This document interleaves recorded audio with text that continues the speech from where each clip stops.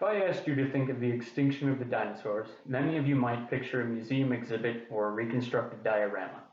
But museum exhibits can only convey a still life representation of one exact moment of the past. So this would beg the question, what was the overall life of a dinosaur really like? The discovery of a Triceratops in southwestern North Dakota brings new hope for discerning what occurred throughout the last few months of the Cretaceous. As a paleontologist, my aim is to illuminate the later days of this time period by examining an assemblage of Triceratops fossils and their surrounding sediment. These remains are unique in that they are found in the Upper Hell Creek Formation of North Dakota, a late Cretaceous sediment layer characteristically devoid of large terrestrial dinosaur fossils. With the obtainment of intact skin, several long bones, and miscellaneous fragments, this find will undoubtedly provide critical information for determining the climate and environment at the time this animal lived and died. The first step in analyzing this Triceratops is Tophonomy, or the study of the bones and their story through the naked eye.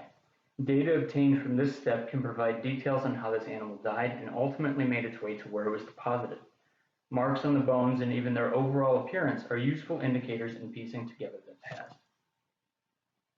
The second step in analyzing the animal is histology, or the process of examination through more precise means with the aid of microscopes and thin sections.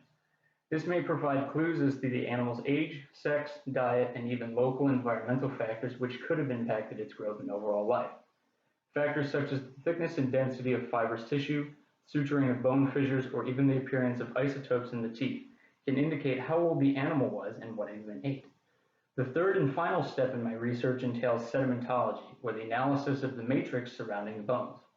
Details gleaned from this material can offer insight into how the animal was deposited, if the remains were reworked from an older deposit, and if they were moved there prior to or during the impact event.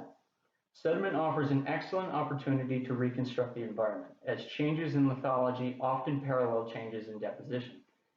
Determining the nature of the environment that the Triceratops was ultimately found in is practical for ascertaining whether it died on site or was moved by natural forces or even scavengers. While many questions still remain as to what life was like in the late Cretaceous, this study will shed light on what it was like for one Triceratops in the last days of an era.